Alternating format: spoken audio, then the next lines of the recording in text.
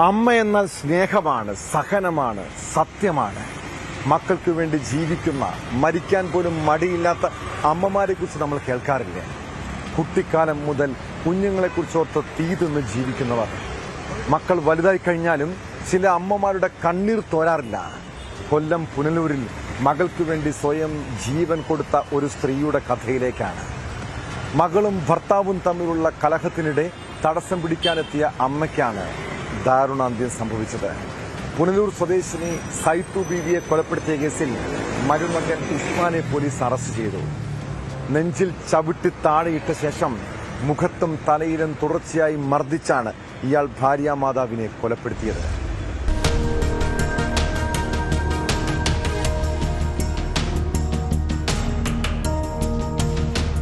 Punalur HS വാർഡിലെ വലിയ കാലായിൽ ദർഭവിള വീട്ടിൽ സൈത്ത് ബീവി എന്ന 70-കാരിയാണ് കൊല്ലപ്പെട്ടത്. വൈകുന്നേരത്തോടെയായിരുന്നു സംഭവം. പ്രതിയായ ഉസ്മാനും ഭാര്യ ഹസീനയുമായി വീട്ടിൽ വഴക്കുണ്ടാകുകയും തുടർന്ന് ഉസ്മാൻ ഹസീനയെ മർദ്ദിക്കുകയുമായിരുന്നു. ഇത് കണ്ട് തടസ്സം പിടിക്കാനെത്തിയതായിരുന്നു ഹസീനയുടെ മാതാവായ സൈത്ത് ബീവി. മകളുടെ രക്ഷയ്ക്കെത്തിയ സൈത്ത് ബീവിയെ ഉസ്മാൻ അതിക്രൂരമായി മർദ്ദിക്കുകയായിരുന്നു. നെഞ്ചിൽ ചവിട്ടി താഴെയിട്ട ശേഷം മുഖത്തും തലയിലും തുടർച്ചയായി മർദ്ദിച്ചു. ഗുരുതരമായി പരിക്കേറ്റ സൈത്ത് ബീവിയെ ഉടൻ തന്നെ പുനലൂർ താലൂക്ക് ആശുപത്രിയിലെത്തിച്ചെങ്കിലും ജീവൻ രക്ഷിക്കാനായില്ല. സംഭവത്തിൽ കൊലപാതകത്തിന് കേസെടുത്ത പോലീസ് ഉസ്മാനെ കസ്റ്റഡിയിലെടുത്തു.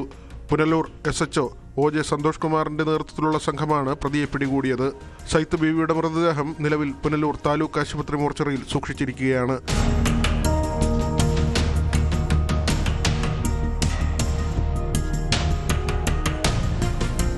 ന്യൂസ് 18 പുനലൂർ.